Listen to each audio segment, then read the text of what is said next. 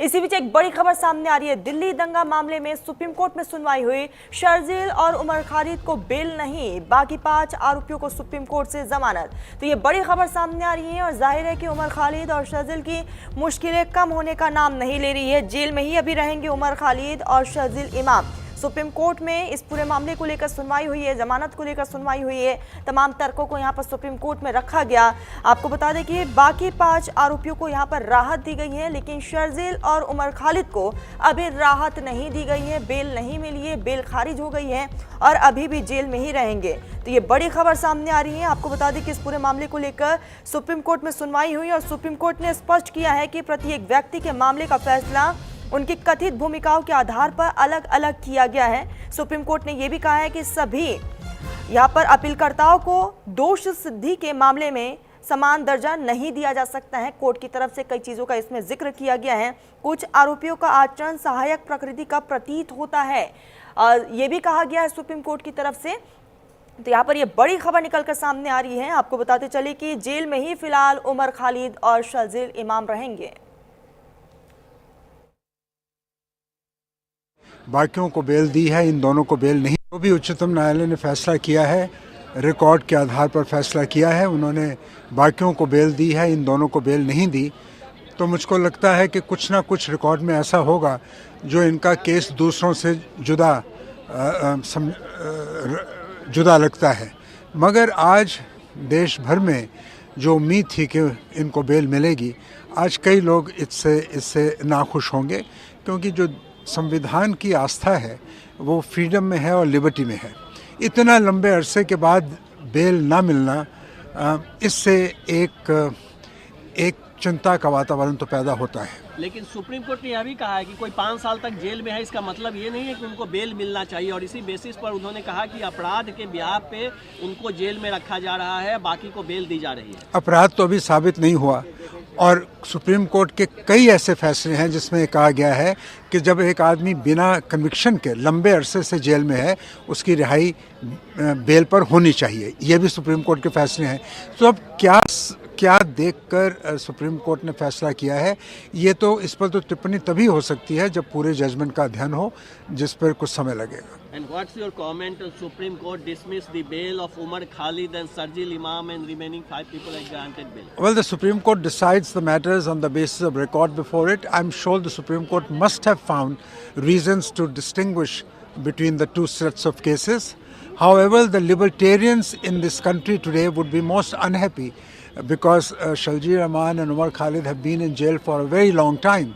And the Supreme Court's own judgments say that long incarceration itself should be a consideration for the grant of bail. After all, there is no recompense for liberty once lost.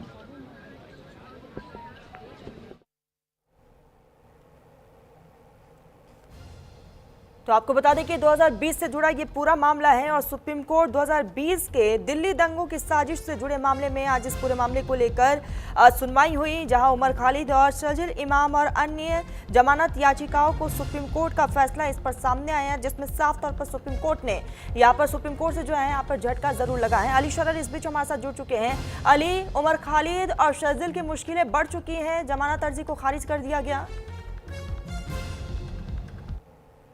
साल 2020 में दंगों की आग में दिल्ली को झोंका गया था।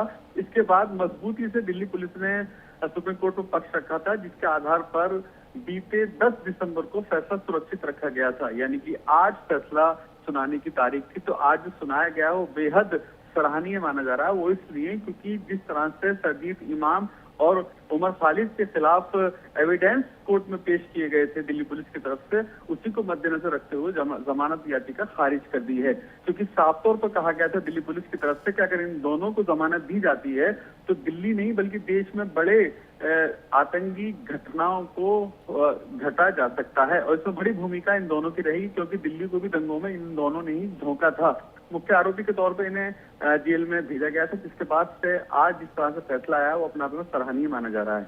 अली, ये भी जानकारी दीजिएगा कि सुप्रीम कोर्ट की तरफ से कौन कौन से मुख्य पॉइंट्स रखे गए हैं आज?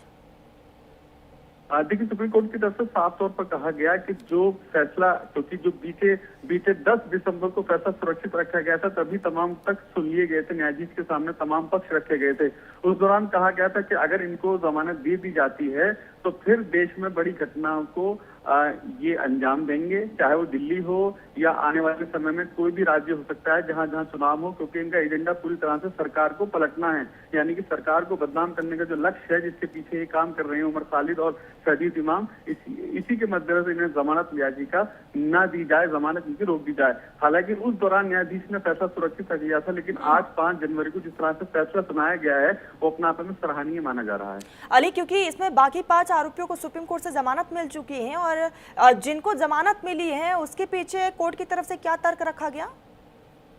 देखिए, दिल्ली पुलिस ने जो चार्जशीट फाइल की है उसमें साफ तौर पर कहा गया है कि इस पूरे मामले में हालांकि आज 7 आरोपियों के खिलाफ कोर्ट में जमानत याचिका दी जानी थी, लेकिन 2 को छोड़कर बाकी 5 को दे दी गई है। ये 2 इसलिए छोड़ दिए गए हैं क्योंकि मुख्य आरोपी दिल्ली दंगे के यही साबित हुए हैं अभी तक की जांच रिपोर्ट में। उमर खालिद और शहजीद इमाम ये 2 ऐसे लीडर हैं जिनकी वीडियो भी सोशल मीडिया पर वायरल हुई थी और कोर्ट में बाकायदा दिल्ली पुलिस ने वो वीडियो भी रखी थी जिसमें कहा गया था कि आने वाले समय में भी इस तरह के आंदोलन होंगे और देश में पूरी तरह से दंगे किए जाएंगे, तभी हमें आजादी मिल पाएगी। इस तरह के तर्क जब कोर्ट में रखे गए तो इसी के मद्देनजर न्यायाधीश ने आज फैसला सराहनीय सुनाया है।